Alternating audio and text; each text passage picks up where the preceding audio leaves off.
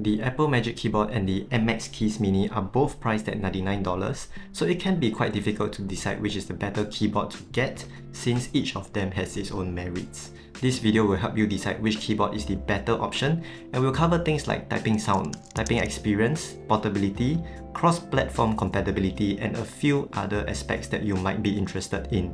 I purchased both of these keyboards with my own money, so whatever I say is my unfiltered opinion.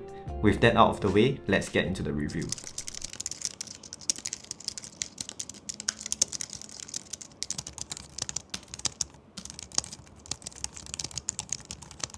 The Magic Keyboard has more of that higher pitched clicky sound to it, especially when sliding my fingers across the keys.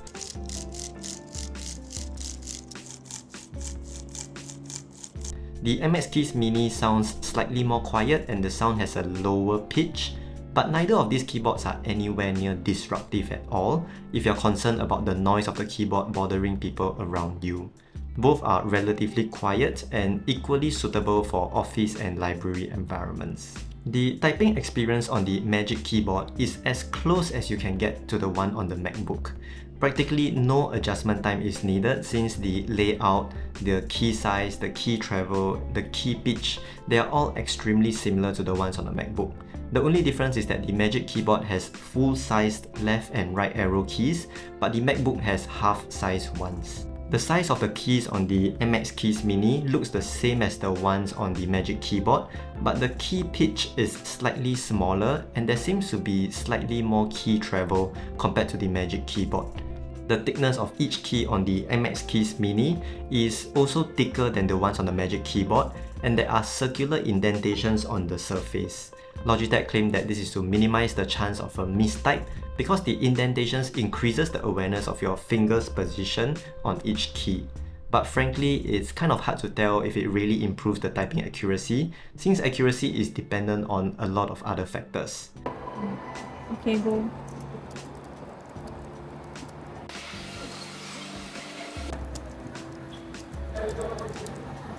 Aiyo, not bad, huh? Okay.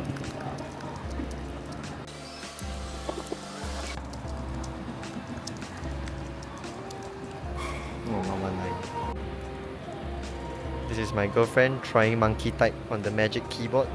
She has never used or very seldom used the Magic Keyboard. Let's look at what her score is. 1. Oh, 74. Okay. Not bad, not bad.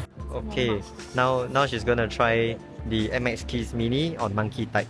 Okay, let's go. Come on, 3 seconds more, 3 seconds more. And 62! This is worse. This is worse than the Magic Keyboard. As for the modifier keys, my Mac version of the MX Keys Mini has the same modifier keys as the Magic Keyboard at the bottom left of the keyboard. However, if you're getting the standard version, the control and function key will be swapped around because it needs to tailor to users who will be using this keyboard with Windows computers as well. If you want the modifier key placements to be as consistent as possible with your MacBook, then the Mac version of the MX Keys Mini will be a better choice. The incline on the MX Keys Mini appears to be quite a bit steeper compared to the Magic Keyboard, but I didn't really notice any fatigue on my wrists and forearms during longer typing sessions. Despite all these differences, I think both keyboards have very similar typing experience and they are equally comfortable to type on.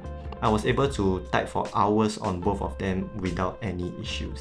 When it comes to function row keys, the latest generation of Magic keyboards have the exact same arrangement as the keyboards on the MacBook.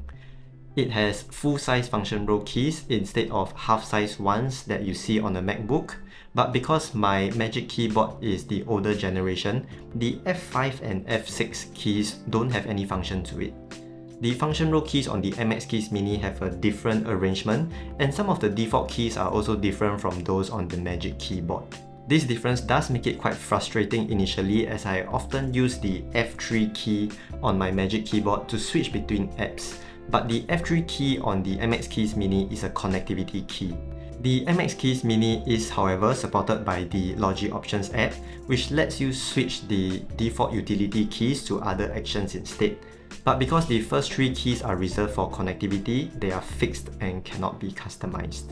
When it comes to multi-device connectivity and compatibility, the MX Keys Mini is compatible with Android OS, Windows, Mac OS, and iPad OS.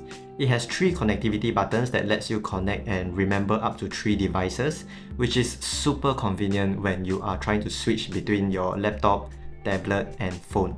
With the Magic Keyboard, however, the process is a lot more troublesome. You will have to bring along a Lightning to USB-C or Lightning to USB-A cable because it needs a wired connection in order to pair. But once that pairing is complete, you can use it wirelessly. However, the Magic Keyboard doesn't remember the device that it has paired with before, so whenever you want to switch connection back to a previous device, you will have to do the wired pairing all over again. Now let's discuss about battery life. The MX Keys Mini has a 1500 mAh battery with a claimed battery life of 5 months with backlight turned off. Apple stated that the Magic Keyboard has a battery life of about 1 month or more, but that's pretty vague. So based on personal use, the Magic Keyboard can easily last me 2 months even though I don't switch off the keyboard at all. The keyboard charges using Lightning cable while the MX Keys Mini uses USB-C. This is a pretty important consideration since now a lot of devices are switching towards USB-C and it will be a hassle to have to keep a Lightning cable around just for the Magic Keyboard. So hopefully the next generation of Magic Keyboards will support USB-C charging. As for the backlight feature, the Magic Keyboard does not support backlights at all. The only thing that lights up on this keyboard is the caps lock key, which has this yellow light to indicate that it is active. As for the MX Keys Mini, it does have a backlight feature and it can get pretty bright in dark environments. It is in fact controlled by proximity sensors inside the keyboard, which automatically turn the backlight on when they detect your hands above the keys. After a few seconds of inactivity, the backlight turns off to save battery, only coming back on when the sensors are triggered again. While this may seem fancy, there is a catch to it. And that is the fact that the battery life of the MX Keys Mini goes from 5 months to just 10 days with the backlight turned on. That is a big reduction, and to be honest, it is something that will put me off from using the backlight, so I actually disabled this feature entirely in the Logi Options app. When it comes to portability, the MX Keys Mini is 6% longer, 15% wider, 92% thicker, and 112% heavier than the Magic Keyboard. This means that the MX Keys Mini is almost twice as thick and more than twice as heavy as the Magic Keyboard. These differences are largely due to the battery at the back, and it is probably necessary to support the backlight feature on the MX Keys Mini. You can definitely feel the weight of the MX Keys Mini in your backpack, and it takes up quite a bit of space, making it a bit of a drag to bring it out. The Magic Keyboard on the other hand is a lot more compact, and sometimes I'll just forget that it's even in my bag. So the Magic Keyboard is a clear winner in this category. Personally, if I can only have one keyboard for all my devices, I will go for the MX Keys Mini because I'm okay with the shortcomings like the heavier weight and bigger size.